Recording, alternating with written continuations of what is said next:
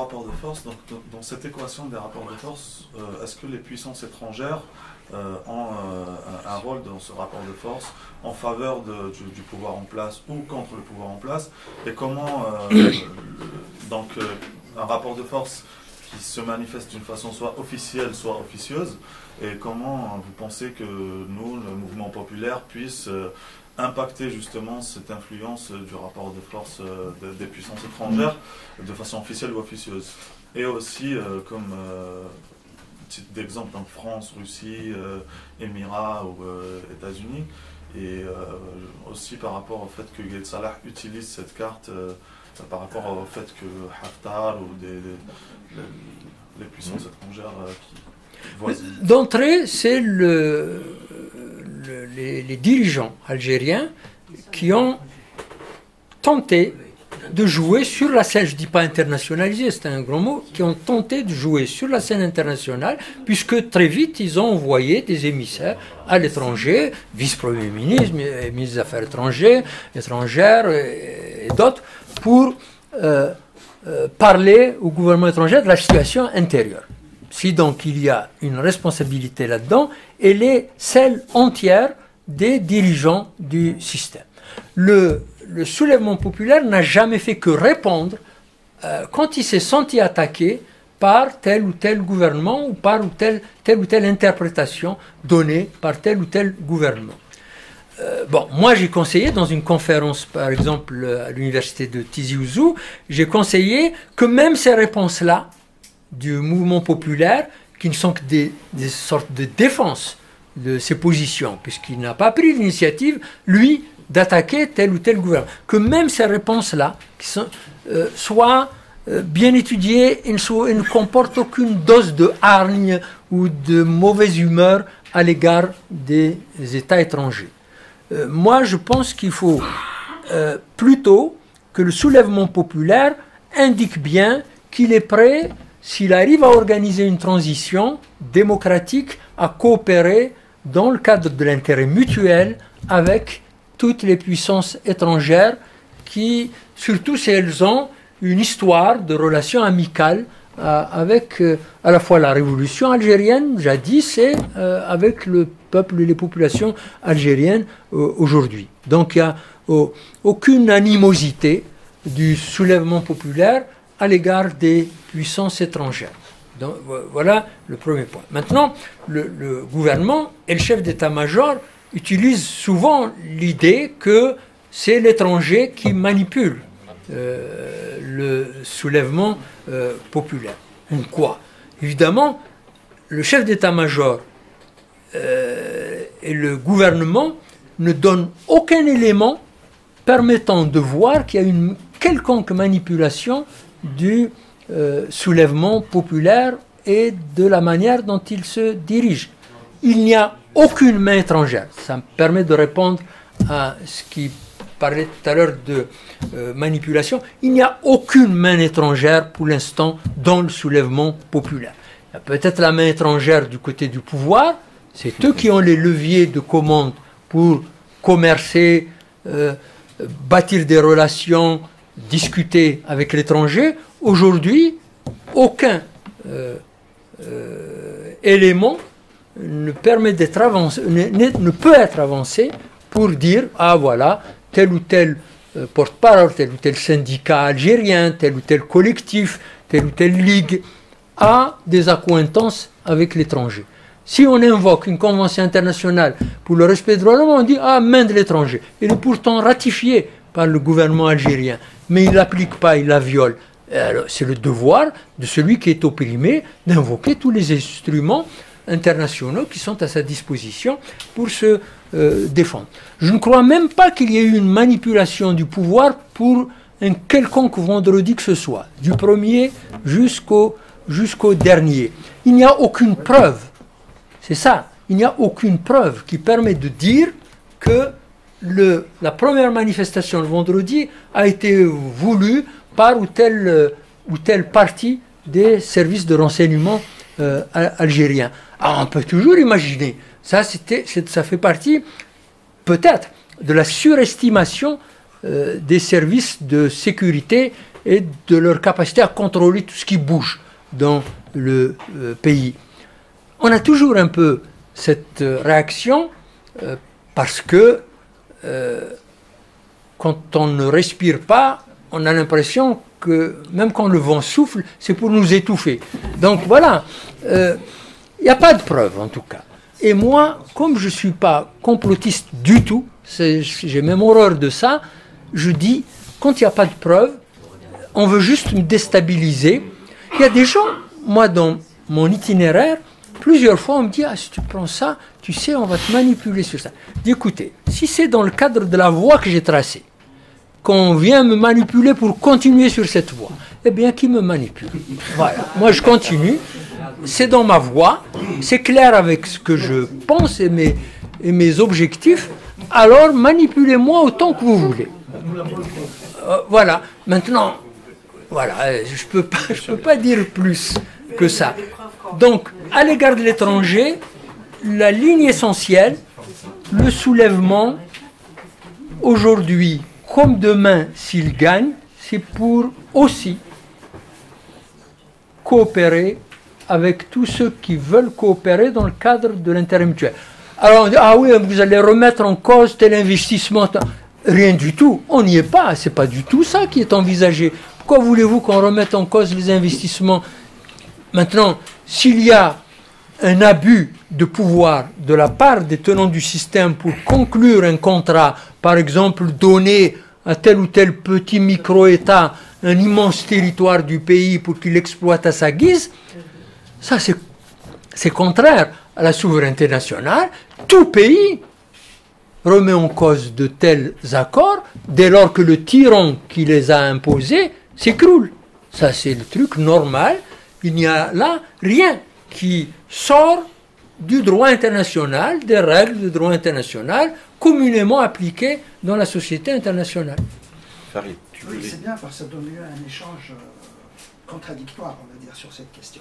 Moi, je ne suis pas complotiste, bien entendu, mais enfin, il ne faut pas qu'on soit naïf non plus. Donc, il faut qu'on soit au... Il faut avoir des preuves, c'est tout. Voilà. Voilà. Alors, le 22 février, j'étais en Algérie. C'est vrai que je m'étais interrogé sur ces appels qui venaient de partout, et ensuite, des gens spécialisés dans le numérique, etc., ont montré que les appels étaient tellement nombreux qu'il devait exister des robots qui, par milliers, venant de l'Est, de l'Ouest, de tous les côtés d'ailleurs, hein, au niveau de la source. Et c'était des appels qu'une organisation... Bon, il y avait déjà... Là, c'est une suspicion, c'est pas une preuve. Mais lorsque le lendemain du 22, je vois des juges qui... On sait quel est le lien entre le système et l'appareil judiciaire, notamment les juges. L'anecdote, c'est Menzoug Touati, qui était horrifié en manifestant à Bougie, ce jeune blogueur qui a été emprisonné et jugé de manière scandaleuse par un juge. Lorsqu'il a vu ce juge dans la manif où il était, le gagne. Donc, le fait que 1000 juges décident tout à coup de sortir et de dire « nous, on rejoint le peuple ». Ensuite, il y a eu le FCE, autour d'Haddad, lorsqu'on a senti la résistance du clan Bouteflika, lorsque l'entourage de... Alors, ce n'est pas des preuves, mais on peut quand même faire... Mais ça n'a rien à voir. Ça, il y a des explications pour ça. Et je ne parlerai pas du ridicule plus tard qui a vu le RND, le FLN rejoindre le peuple. Ça, c'est autre chose. Donc, dire que de l'intérieur, il y a quand même une volonté de peser, de pousser l'autre clan, je ne pense pas que c'est faire de... Non, ça c'est autre chose. Je suis d'accord. Sur ça, non, ça c'est pas de la manipulation pour faire descendre le peuple dans la rue. C'est de la manipulation pour tenter de s'inscrire dans les revendications des populations, de s'y introduire, et s'il y a lieu de considérer que c'est donc satisfaisant, et donc on arrête. Ça c'est... Oui, ça c'est la manipulation du mouvement en route et non pas l'encouragement des gens à descendre dans la rue pour pouvoir prendre en main cela. C'est tout à fait différent. Et là, moi-même, j'ai vu aujourd'hui encore, dans des défilés, dans des manifestations, on voit des pancartes qui ne s'inscrivent pas dans les revendications principales de population. Moi, j'ai vu, par exemple, on m'a invité à participer à la manifestation des avocats. À un moment, et avec des amis qui m'avaient retenu, je voulais partir en faisant un peu de bruit, parce que il y avait des mots d'ordre qui étaient indignes d'avocats. Mais après, évidemment, j'ai demandé à voir comment vous avez organisé ça, pourquoi vous avez fait tel cri, Watani, Watani, 1, 2, 3, vive l'Algérie, respect de la Constitution, appliquer l'article 102. J'ai vu, quand j'ai demandé à voir et que j'ai discuté de plus près, que c'était très mal organisé, qu'ils ont bâclé comment ils organisaient, qu'il y avait des barreaux qui étaient composés d'anciens bathos nationaux, je sais pas quoi, et ça donne des mots d'ordre comme ça. Appliquer l'article 102, conformément à la Constitution, on attend mieux des avocats. En fait, ils n'ont pas coordonné leur manifestation, ni leurs revendications, chacun criait ce qu'il a voulu, mais ça, c'est au mieux une tentative de groupe d'utiliser des avocats à leur fin. Et ça arrivera peut-être encore au niveau de syndicats, au niveau d'associations, etc.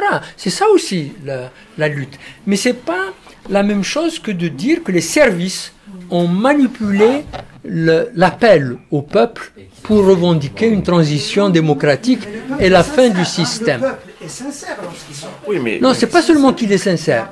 D'accord. Je n'ai aucune preuve, et à mon avis, ça n'a pas eu lieu. Ceci dit, franchement, ça ne m'empêcherait pas de dormir si j'apprends dans 1 an ou dans 3 ans, une fois que la transition démocratique est enclenchée, que les anciens de Taoufik, l'ancien général qui dirige le DRS, ont contribué à faire sortir le peuple de manière anonyme. Je m'en fous. Tant mieux. S'ils ont contribué, si c'est ça. Bon, malheureusement... Voilà. Ouais. Alors, non. Il faudra libérer la salle. Il ne reste pas... on a déjà 3/4 d'heure de retard sur l'horaire convenu de... Mais il va être très difficile de mettre... ouais. Comme vous voulez, on peut rester encore 5 minutes, mais c'est à vous de parler. Moi, ça y est. Oui. Moi, j'ai juste une question. Ouais. Alors, Snahaja, et après c'est Taoufik, et Chaban, il a une mise au point. Juste, moi, sur, mais rapide, sur ce que dit Farid, on ne pourra pas savoir, à la limite, c'est pas important. Enfin, je dis, à la limite, c'est dépassé. Voilà. Ouais, sur les avocats, comment s'organisent, etc., moi, je pense, les 20 ans ou plus ont fait qu'on ne s'est pas politisé, y compris les corps des avocats. C'est-à-dire, le temps est donné par les stades. C'est les manifestants comme les avocats qui reprennent un tout les vive à l'Algérie, qu'à un moment donné, la politique a été plus portée par les slogans du stade et qu'aujourd'hui, on y est. Et c'est là où elle est mon inquiétude. Je l'ai posé tout à l'heure, mais ce n'est pas M. Bencher qui est obligé de répondre, mais nous, c'est ça l'intérêt de l'ACDA, de se retrouver, de réfléchir, de comment... en même temps maintenir la révolte, maintenir les marches du vendredi et nous à Paris de dimanche, et faire des propositions qui peuvent porter vers quelque chose. Parce que moi je le sais dans ma famille qui n'ont jamais milité, je pense que c'est le cas de beaucoup de vous, jamais Jaïs manifesté, etc. Là tout le monde sort, mais à un moment donné ils disent où est-ce qu'on va. Ils commencent à se poser la question, où est-ce qu'on va? Et je pense qu'on n'est pas obligé d'avoir la réponse, et c'est pas qu'on n'est pas, si on l'avait ça serait très bien, mais on l'a pas. Mais il faudrait qu'on donne un peu une lueur, enfin quelque chose, voilà. Quand je parle... On a la réponse, où est-ce qu'on va? C'est ça la question, où est-ce qu'on... Si, on n'arrête pas de dire où est-ce qu'on va. On veut, est-ce qu'on va arriver, c'est une autre affaire. Ouais. On veut aller vers une transition démocratique qui dégage le système. Comment? C'est ce qu'on est en train de faire. Mobilisation sectorielle, revendication approfondie dans les secteurs, dans les professions, etc., dans les villages, pendant la semaine. mobilisation générale avec des mots d'ordre de plus en plus unifiés sur le plan national, massivement le vendredi. C'est ça le comment. Et on a dit les avantages, on ne va pas le répéter, les avantages de cette méthode qui porte des fruits, qui indique une cohésion, qui mature tous les aspects politiques. Hommes, structure, idées. Voilà. Ah, on peut rêver d'autre chose. On n'est pas dans la révolution de 54 où un groupe de personnes a décidé de diriger et d'organiser de telle manière. C'est pas du tout ça. Ça n'a pas été facile, hein, parce qu'il y a eu des inconvénients de cette méthode de 1954. Elle a réussi, donc on s'interdit de voir que il y a eu, ça a donné aussi des dégâts. Voilà, mais ça n'a pas eu que des aspects positifs. Certains, y compris le président du GPRA, Ben Khadda, a estimé qu'elle était prématurée, qu'on aurait pu attendre 2 ou 3 mois pour mieux organiser. Il l'a dit très clairement. Donc, ce n'est pas seulement moi, comme ça, un universitaire, qui lance des trucs. Toujours est-il que c'est cette situation qu'on a. On n'a pas une organisation nationale qui dirige ce mouvement. Ce sont des collectifs qui essaiment des idées, qui se réunissent et qui ont un bout de ça. Bon. Ça ne sert à rien de chercher à avoir des initiatives qui paraissent plus intelligentes, mais qui ont des risques à l'égard de ce qui se passe aujourd'hui. Voilà, moi c'est ma position. C'est eux qui nous donnent l'espoir, c'est pas nous qui leur donnons l'espoir. Et il ne faut pas avoir tout le temps l'inquiétude. Il ne faut pas tout le temps dire « Ah, j'ai l'inquiétude. Ah, il y a tel risque. » Il y a aussi cet espoir. Cet espoir-là, il a besoin. Il a besoin, pardon, il a besoin que cet espoir-là, il a besoin que chacun d'entre vous, en tant qu'association ou en tant qu'individu, le fasse vivre. Et ce n'est pas en disant chaque fois, bien sûr on discute, bien sûr qu'il peut y avoir tel ou tel risque et qu'en discutant on peut l'éviter. Mais la ligne générale, il faut garder l'espoir et le faire vivre. C'est ça que je veux dire. Je voudrais juste profiter, si j'ose dire, de notre assemblée pour annoncer le meeting qu'organisera l'ACDA, avec peut-être le soutien de diverses associations, un meeting rencontre le 26 mars, où là, effectivement, vendredi 26 mars, avril.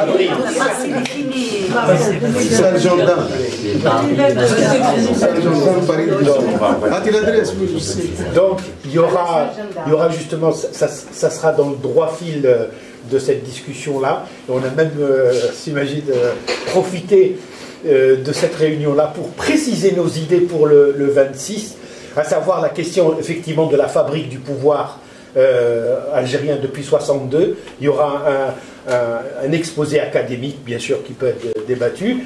Et il y aura aussi ces questions-là en ce moment, ces questions juridiques, constitutionnelles, toutes ces questions-là, on pourra encore débattre, approfondir ces questions-là. Et enfin, il y aura une partie aussi, ce que l'ACDA, modestement, présentera comme moyen de poursuivre absolument cette phase qu'a énoncé Majid, dans laquelle on se trouve, c'est-à-dire développer le rapport de force par des rassemblements ici, parce que ce mouvement-là qui s'est déroulé, on a besoin d'amis, on a besoin de soutien pour faire tout ce travail. Donc, je vous demande d'être présent le 26 et de faire connaître cette initiative-là.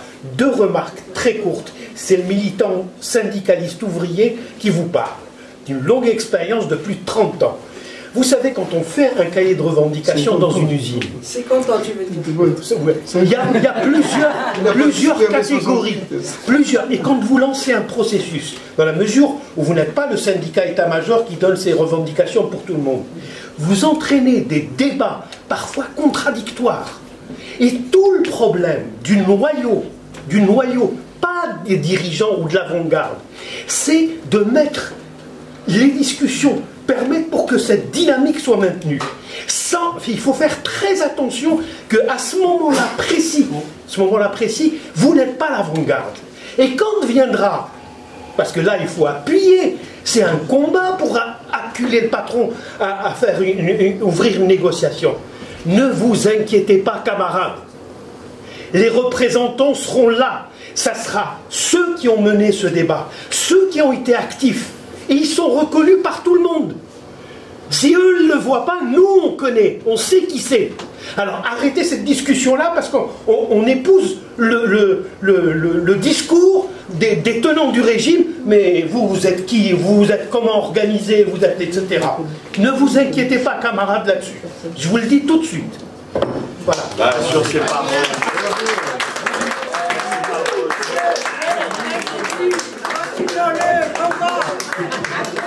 C'est bon?